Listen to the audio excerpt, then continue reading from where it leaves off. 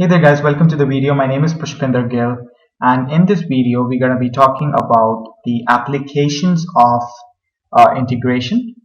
Right, so this is the first video on applications of integration, and the first application that I'm going to talk about is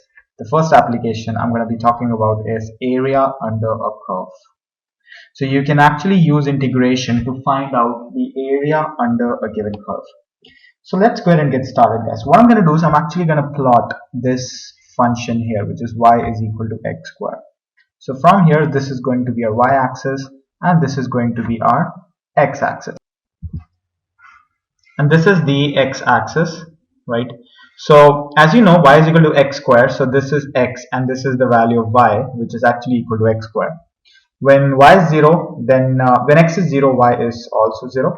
When x is 1, y is 1. When x is 2, y is 4, and when x is 3, y is 9, right? So if I were to, let's say, plot the points, so this is 1, this is 2, this is 3, and if I were to plot these points, so let's say 2, and let's say 4, and let's say 6, and let's say 8, so 9 would be somewhere here. So if these points were to be plotted, when x is 0, y is 0, when x is 1, y is 1, so this is 1. When x is 2, y is 4. When x is 2, y is 4. This point here. When x is 3, y is 9. So when x is 3, y is 9. So I'm going to connect these points right here like this. So this is the curve. Now what I want to do is I want to find out the area under the curve. I want to find out area under the curve y is equal to x squared from x is equal to 0 to x is equal to 3. So basically what I want to find is I want to find out the area of this part over here. So from x is equal to 0 to x is equal to 3, I want to find out the area of this figure like this here, right? So how can I find this area, right? So what I'm going to do is, first of all, I'm going to approximate the area, and then I'm going to show you how does integration fall into this category, right? So I'm going to first approximate the area. So what I'm going to do is I'm going to say that there are two types of triangles. So there are lower triangles which fall under the curve, lower rectangles which fall under the curve, and then there are upper rectangles which fall above the curve. So there are upper rectangles which fall above the curve. So what I'm going to do is I'm going to divide the whole curve into various rectangles. So let's say I kind of have this rectangle, okay, then I have this rectangle, okay, so this is one rectangle, this is one rectangle, and let's say this is one rectangle. So we have these three rectangles. So again I'm going to break it into different types of another rectangle. So let's say I break it into this rectangle also and this rectangle also, right? So that's what it is. So let's say this rectangle is rectangle 1, this is rectangle 2, and the top part, the bigger rectangles are, this is, let's say, rectangle 3, and this is, let's say, rectangle 4, and this is this whole rectangle, it's, let's say, rectangle 5. Fine. So now what is going to be the area of the curve? So area of the curve, so area under the curve is actually going to be greater than the sum of the areas of lower rectangles, right? And it's going to be less than the sum of the area of upper rectangles. Because if you kind of focus at the curve again, this is how the curve looks like, right? And these are the smaller rectangles. These are the smaller rectangles, this one and this one, right? This one and this one. So these are the smaller rectangles, and the bigger rectangles, the sum of the bigger rectangles is this one and this one and this one. So you can clearly see that the area under the curve from this point to this point is actually greater than the sum of the areas. So this is the sum of the areas of the smaller rectangles, and this is the sum of the areas of the bigger rectangles. So as you can clearly see that the area under the curve is actually greater than the sum of the areas of the lower rectangles, the sum of the areas of the upper rectangles. So let's say if I want to find out the areas exactly. So if I want to find out what is the area of rectangle 1. So the rectangle 1 has a base of 1 and it has a height of 1. So you can clearly see the base is 1 and this point over here, which is actually, so this is 2, so this is going to be 1. So the area of the smaller rectangle is rectangle 1 is 1. What about rectangle 2? So rectangle 2 has a base of 1 and it has a height of 4 because this thing is 4 here. So it's 1 times 4, so that is equal to 4. So the area of the smaller rectangles is 1 plus 4, which is 5. And what about the bigger upper rectangles? The upper rectangle is rectangle 3. So the area of the rectangle 3, the base is 1 and the height is 2. So it's 1 times 2, that is equal to 2. For triangle number 4, its base is 1 and the height is 4. So it's 1 times 4, which is equal to 4. And for triangle number 3, it's actually, sorry, the triangle number 5, its base is 1 and the height is actually equal to 9. So that means this is equal to 9. So that's there, right? So I suppose you're understanding this point over here. So that's like 9 plus 4 plus 2, which is actually equal to 11 plus 4, which is 15. So you can say that this area under the curve is less than 15 but greater than 5. Well, pretty good approximation, right? So I'm able to say that the area under the curve is between 15 and 5. But what if I want to have a better idea? If I want to have a clearer idea, then what should I do? Let me do one thing. Let me make the rectangles a little bit more small. Right, so let me make the rectangles more small. So what I'm going to do is I'm just going to create the curve over here. So I'm going to say this is the x-axis and this is the y-axis. I'm going to have 1, 2, 3 and 4. I'm going to have 2, 4, 6 and 8. Just bear with me here, right? So let's say this is 9, right? So again, if you know when x is 0, y is 0, when x is 1, y is 1, when x is 2, y is 4, when x is 3, y is 9, and this is your curve. Now if I want to, let's say I say that I make the rectangles a little bit smaller. So what I'm going to do is I'm going to make the bigger rectangles to be like this. So let's say this is one rectangle, fine, and then this is so this is one rectangle and this is another rectangle, right? So that's just one another rectangle. And what I do is I make smaller rectangles. So let's suppose I make this as one rectangle, right? So this is one rectangle, and again over here I kind of have again smaller rectangles. So let's suppose I make this as a smaller rectangle like this, right? So what I do is I actually make smaller rectangles. So I make another small rectangle like this. So what exactly I'm doing here is, so what I'm doing is I'm trying to minimize this area as much as possible. So what I'm doing is I'm trying to minimize this area as much as possible. And now when I try to find the range of the areas, if I try to find the range of the areas, if I try to find the area of the upper triangles and area of the smaller triangles, then what is going to happen is that I will be getting a smaller range. So from here I got the range to be 15 and 5, and here if I just try to find the area, I don't want to make this video too long, so which is why I'm saying if I try to find the area, what is going to happen is the upper areas, the area would reduce, right, and the area of the smaller triangles will actually increase. So what is going to happen is that this range will actually become smaller and smaller and smaller as I keep on reducing these parts, fine. So this area is actually going to become smaller and smaller and smaller and smaller, right? So that is what is going to happen.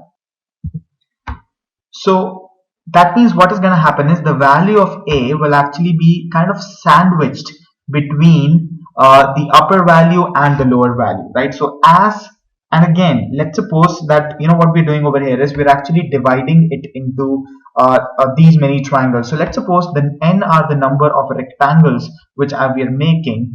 As n tends to infinity, what is going to happen is, as n tends to infinity, what is going to happen is the sum of areas, of smaller, of the lower rectangles is going to be equal to the actual area, which is going to be equal to the sum of areas of upper rectangles. So what is going to happen is that as the values as n tends to infinity, as I have very small rectangles, as I kind of make n tend to infinity, not equal to infinity, but n is going towards infinity, then what is going to happen is, then I can say that the limit of n tends to infinity of sum of areas of the lower rectangles is going to be equal to the actual area under the curve, which will be equal to the limit n tends to infinity of the sum of the areas of the upper rectangles, right? So that is what it's going to be. So that means, what is this? This is calculus. Now what we can do here is we can actually define the area under a curve using integration. How? So I'm going to show it right here. So let's suppose what we have is, we have a curve. Let's suppose this is the y-axis and this is the x-axis, and we have a curve like this, right? So I want to find the area under the curve from point A all the way till point B. So what I'm going to do is, I'm going to divide A and B into n strips. So I'm going to divide A and B into n strips. So let's suppose this is one particular strip. So this is one particular strip. So what I'm going to do is, I'm going to divide A and B into n strips. So the length of each strip, is actually going to be equal to B minus A, which is actually the distance from here till here, all the way divided by n, and n is the number of strips, right? So as you know that also over here we were also dividing it into strips. So this was a strip, and this was a strip, and this was a strip. So what we're doing here is, again, we're dividing each into a strip, and this is the length of each strip, or we also call it as the width of each strip. So let's say that the width of each strip is denoted by delta x, right? And that is actually equal to B minus A over n. So what is going to be the area of this rectangle? Again, you have two types of rectangles. This is the lower rectangle. So let's say this is A, B, C, D. This point is D. So A, B, C, D is the lower rectangle, right? And let's suppose this point is F. This point is F. That means A, B, and again I join it like this, and let's suppose this is G. So A, B, G, F is the upper rectangle, right? So this is what we have. So we have the lower rectangle and we have the upper rectangle. Remember, this is C, this is G, this is F, and this is D, right? So we have the lower rectangle and we have the upper rectangle. So what is going to be the area of the lower rectangle? So area of the lower rectangle, is actually going to be equal to this value over here, which is actually going to be equal to the function of x, because this is the y value, isn't it? This value over here from AC, that is actually equal to AC, which is actually going to be the function of this x value, because this is a function, this is f of x, right? So this is going to be the function of x times the value of, times the length of each strip. So this is the length of each strip, which I'm going to call it as delta x, right? So this is actually the length of the strip. Fine, so this is the area of the lower rectangle. And what is going to be the area of the upper rectangle? So area of the upper rectangle is actually going to be equal to this length over here, which is actually equal to the value of the function of, and again, as you see that this is actually equal to delta x. So that means this value over here is going to be x plus delta x. So that would be equal to f of x plus delta x, because this is the function of that value. You can clearly see that this from here all the way till down here is the function of this x value. So that is f of x plus delta x, again times delta x, right? So this is the area of the upper rectangle and this is the area of the lower rectangle.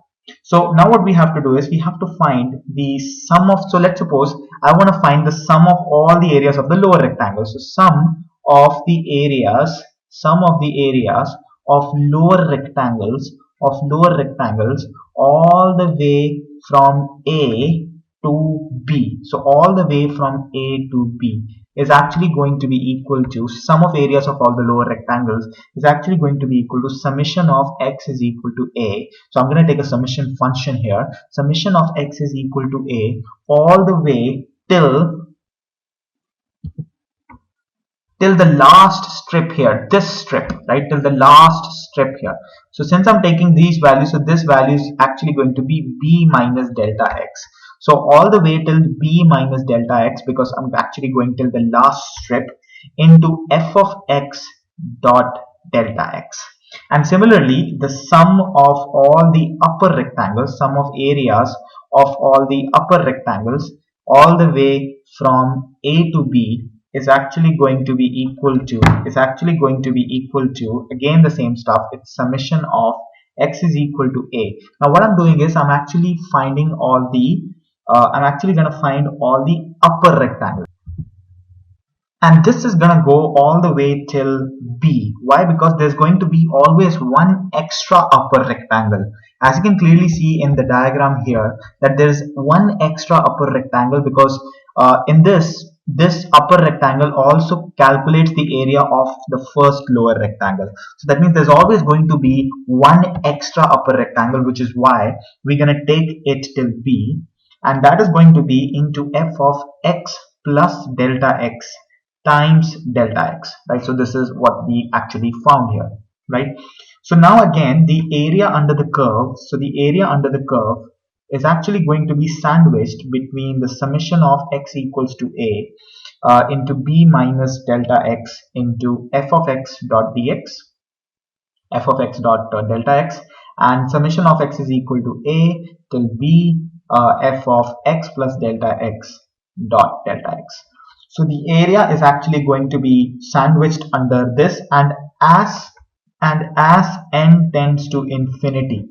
So as n tends to infinity, that means as that you have unlimited number of strips here, the value of delta x will tend to 0, because this will keep on reducing, keep on reducing as the value of as the number of strips keeps on increasing. So that means the delta x will tend to 0. So that means what you can say that the area under the curve is actually going to be equal to limit delta x tends to 0 of summation of, so that means it's going to be equal to this, is going to be equal to this. So you can actually pick up this into summation of f of x into delta x, right? So x is equal to A all the way till equal to B, right? So you can actually pick up this. So I'm putting this this equal to 0, right? So that is what the area under the curve is actually going to be. Now what is this? Now I'm just going to put this again here. So that is area is actually equal to limit delta x tends to 0 into summation of x is equal to A all the way till equal to B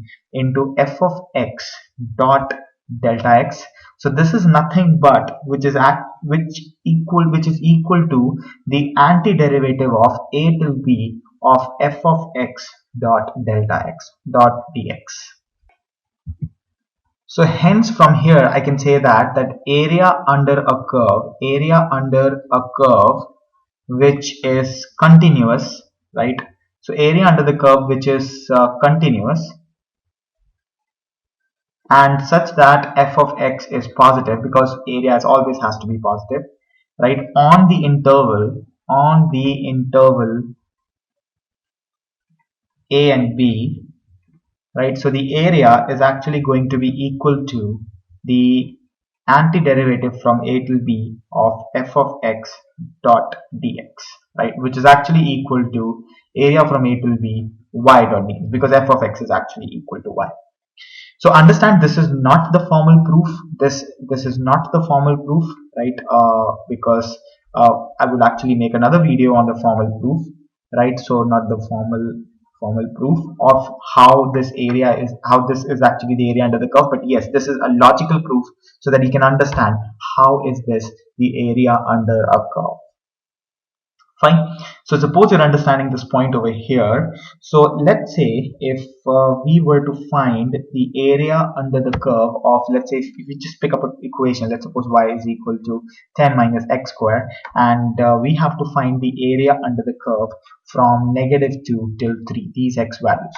So what we can do is we can actually go ahead and plot this. So if you plot this, you have -2, -1, 0, 1, 2, and 3, and 4. So if you see this function over here, y is equal to 10 minus x square. So when x is 0, y is equal to 10. So that means this is the function here, that is the value 10. And when y is 0, 10 is equal to x square, right? So when y is 0, 10 is equal to x square. That means x is equal to square root of 10, right? So plus or minus square root of 10, right? So that is actually equal to plus or minus 3 point something. So that means it's gonna go from here all the way, it's gonna go it's actually going to be 3 point something. So that means it's going to go from here. Usually you're given these curves, so I'm actually drawing this curve. So we have to find the area under the curve from here all the way till here. I actually need to do that. You can just find the area by using the integral. So what I need to do is I need to find this area. So this area is actually going to be equal to the interval from -2 till 3 of f of x or f of x dot dx, which is actually equal to integral from -2 till 3 of 10 minus x square dot dx, which is actually equal to the actual integral. So the integral of 10 is going to be 10x, and the anti-differentiation of negative x square is going to be x cube over 3 of -2 and 3. So all I have to do now is just have to find the f of 3, which is 10 into 3 minus 27 over 3.